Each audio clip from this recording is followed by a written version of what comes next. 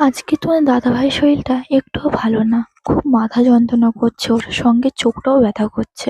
তোমার দাদাভাইকে আমি বললাম, "তুমি তাহলে ঘুম থেকে ওঠো, ব্রাশটা করো।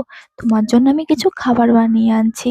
আর এদিকে দেখো, যেই বলা তো সেই কাজ, ও চলে গেল ব্রাশ করতে। আর অমনি কিন্তু আমি বাসি বিছানাটা গুছিয়ে নিলাম। আর সকালে রান্না করেছিলাম আলু ভাজা আর রুটি। সঙ্গে কিন্তু একটা পেঁয়াজও ছিল। তোমাদের দাদাভাই কিন্তু রুটির সঙ্গে পেঁয়াজটা খুব ভালো লাগে ভালোবাসে খেতে।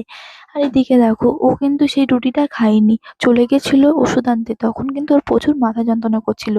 ওষুধ নিয়ে এসে বাড়িতে এসেই ও আমাকে বলছে, "আমার মাথা যন্ত্রণা করছে, আমি থাকতে পারছি না, তুমি আমার মাথাটা একটু টিপে দাও।" তো দেখো, আমিও কিন্তু বসে পড়েছি ওর মাথাটা টিপে দিতে। আর গাইস, তোমাদেরকে একটা আমি কথা বলি। তোমরা আমাকে বলছো যে, "দিদিভাই ভিডিও কেন ছাড়ছো না? বড় প্র্যাঙ্ক ভিডিও কেন দিচ্ছ না?" দেখো, শরীর যদি ভালো যদি না থাকে, তো ভিডিও দেবো কিভাবে? তোমরা একটু আমাকে টাইম দাও, অবশ্যই ভিডিও দেব। ঠিক আছে? আর দেখো, তোমাদের সাথে গল্প করতে করতে আমার কিন্তু স্নান হয়ে গেছে। আর এদিকে দেখো, পুজো দিতেও বসে পড়েছি। আর গাইস, তোমরা কে কোথা থেকে আমার ভিডিও দেখছো অবশ্যই কিন্তু কমেন্টে জানিও। আর যারা যারা আমার চ্যানেলে নতুন এসছো, অবশ্যই কিন্তু সাবস্ক্রাইব করতে ভুলো না। আর দেখো, আজকে দুপুরে রান্না হয়েছিল চিকেন, আর একটা তরকারি হয়েছিল। সেই তরকারি আমি খাইনি, তো তাই আর দেখাতে পারলাম না।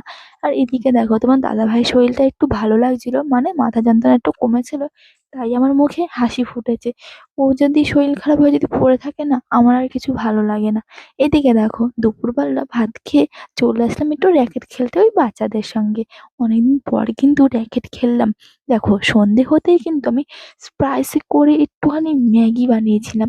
তো ম্যাগিটাই আমি সেই বসে বসে খাচ্ছিলাম। আর শীতের দিনে গরম গরম ম্যাগি জাস্ট লাগে না, যারা খায় তারাই বোঝে। আর এদিকে দেখো, আমি কিন্তু রাতে সবকিছু কাজ বাজ করে আমি দেখো শুতেও চলে এসেছি। তো চলো, আজকের মতন